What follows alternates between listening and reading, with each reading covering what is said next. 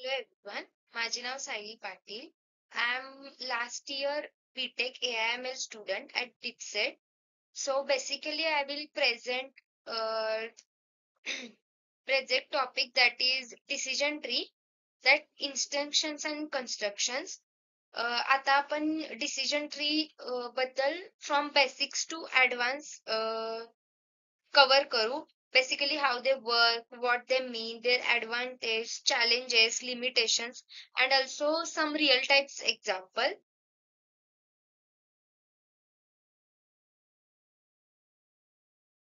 So आता आपण समजून घेऊ की डिसिजन ट्री म्हणजे काय. सो डिसिजन ट्री हा एक सुपरवाइज लर्निंग अल्गोरिदम आहे. तो यूज केला जाते फॉर बोथ क्लासिफिकेशन आणि regression problem. Like classification means they are used like email spam आहे की नाही, म्हणजे ईमेल खरा आहे की खोटा आहे. Then regression what like predicting the house prices and etcetera. And also ते हेल्प करते डिसिजन, ते showing their different options and their outcomes in tree like structures मध्ये असतात डिसिजन ट्रीचे. सो बेसिकली डिसिजन ट्रीचे स्ट्रक्चर्स आहेत ते लाईक अ ट्री असतं. सो त्याचे तीन हे आहेत, root node, internal node and left node. Root node means मूळ, तो काय रिप्रेझेंट करतोय एंटायर डेटा सेट, म्हणजे पूर्ण डेटा सेटचं रिप्रेझेंट करते तो root node. Internal node represent करते की जे जे पण डिसिजन घ्यायचे नियम आहेत किंवा बेस्ड ऑन द फीचर्सला ते. आणि लीफ नोड रिप्रेझेंट करताय फायनल रिझल्ट काय आहे किंवा फायनल प्रिडिक्शन्स काय आले.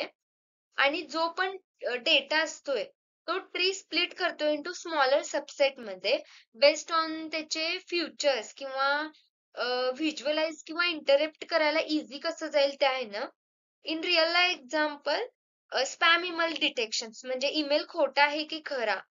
ते ट्री काय करते, स्प्लिट करते की त्या ईमेल्सना की based on their condition, like कोणत्या ईमेल्सला सब्जेक्ट कंटेंट फ्री आहे किंवा does it have a suspensive links attach केलेल्या आहेत ईमेल्सला, और सेंडर आहे तो सेंडरची रेप्युटेशन काय आहे. ह्या सर्वावरून ते डिटेक्ट करते की ईमेल खरा आहे की खोटा आहे. सो आता आपण डिसिजन ट्रीचं काम कसं होतंय त्याचं मेकॅनिझम समजून घेऊया. सो त्याच्या 5 स्टेप्स आहेत. पहिल्यांदा तर ते स्टार्ट करते त्याच्या रूट नोड पासून, म्हणजेच होल डेटा सेट पासून. सेकंड मध्ये ते स्प्लिट करते, ते त्याचा होल डेटा आहे तो इन युजिंग, म्हणजे त्याचे बेस्ट फीचर्स आहेत ते यूज करून स्प्लिट केले जाते. थर्ड मध्ये काय करते, ते क्रिएट करते branches for each features value साठी. फोर्थ मध्ये काय करते, ते रिपीट करते, स्प्लिट करते इच ब्रांचेस साठी अंटिल द, जी पण आपण स्टॉप कन्सिडर दिला त्याच्यापर्यंत जाऊपर्यंत ते स्प्लिटिंग करतच राहते. आणि last step is stop at leaf nodes which gives the final predictions. Means ते थांबते लीफ नोडला, ते म्हणजे आपलं फायनल प्रिडिक्शन्स असत्या. आता फॉर एक्झाम्पल, आपल्या डे टू डे लाईफ मध्ये आपण डिसाईड करतोय की आपण कॉफी पिणार की नाही.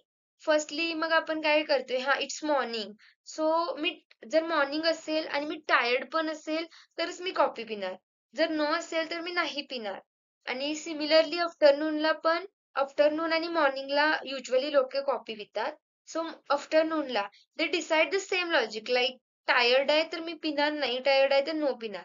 म्हणजे ह्यामध्ये कसं ह्युमन्स ब्रेननी थिंक केलं किंवा first will check the time, then थकलाय की नाही माणूस, देन आपण डिसिजन केला.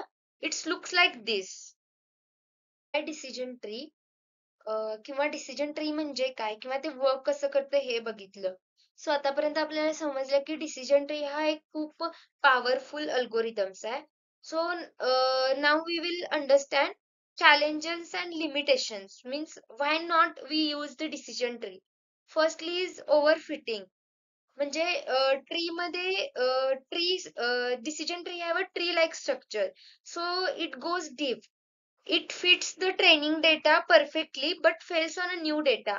जो पण माझा ट्रेनिंग डेटा आहे ते फिट होतंय पण फेल्स होतंय न्यू डेटेडला, आणि हे कॅप्चर करते noisy instead of real patterns. Second is instability.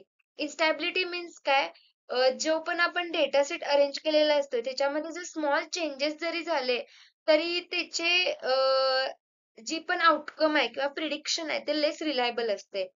Third means bias toward features with many categories means जर समज एखादं फीचर्स मोर युनिक व्हॅल्यू आले ते डॉमिनेट करते स्प्लिट्सला even they are not important for their features like prediction साठी पण ते इम्पॉर्टंट नाहीये तरी पण ते डॉमिनेट करते.